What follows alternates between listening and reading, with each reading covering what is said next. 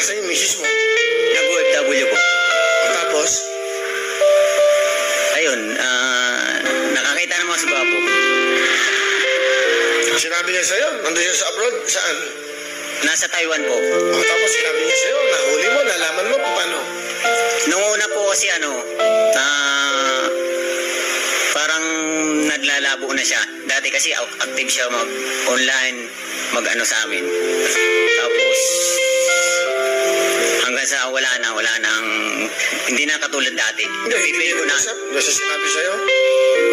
Umamin nung bandang huli na sabi niya kung magkakasala ba ako sa'yo, matatanggap ko ba ako uli. Siyempre para sa akin masakit. Tinanong niya yung kung sakali o nagkasala na siya? Yun ang tanong ko. Sabi ko, bakit nagkasala ka na ba? Sabi niya, hindi na siya sumagot. Tapos yun na, yung nag-umamin na siya na may karelasyon na siya. Hanggang sa pag-uwi rito, sinama sa bahay. Ha? Ano? Sinama pa sa bahay niyo? Pilipino? Pero nagpaalam po siya sa akin na pwedeng isama ko dyan. Kasi nga, hiramin daw yung gusto namin. Pumayag ka?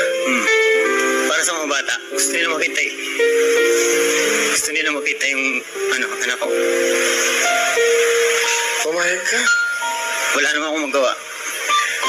Kasi talagang kahit ano bang sabihin ko, ayaw niya na eh. Pumayag na lang po ako. So nakita may lalaki?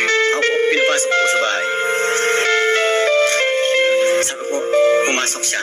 Kasi hindi po siya pumapasok eh. Tapos yung pinakilala po sa anak ko, masakit. Kasi nakakapag hinayang. Almost 16 years po kaming nagsama. Nang dahil dun sa pangarap namin. Bakit mo siya pinayagan kasi mag-abroad? Dapat ikaw na lang ang umalis para yung mga anak mo may kalinga ng isang ina. Ayaw ko nga rin sana nung una dahil may trabaho naman kami parehas dito. Bakit? Ano rason niya ba't umalis siya? Siguro dahil nagtrabaho sa isang nagkakayaan sila. Ngayon nagpaalam sa akin ng maayos. O nangyari na yan, nandun sa bahay mo. Ano sabi ng lalaki?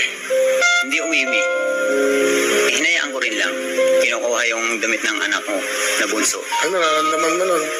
Masakit. Kasi siyempre nakakapanghinayang. Sobrang nangihinayang. Kahit hanggang ngayon.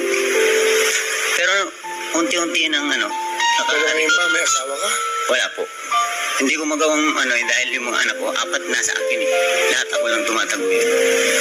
Eh wala naman akong construction lang. Minsan, kahit na lang, nagtitinda ng sa harapan ng bahay. Mga merienda, nag-burger kami Yung ba mga anak mo, nag-aaral? Opo, yung isa po, kakikinder lang. Ngayon, yung 6 years old, yung bunso.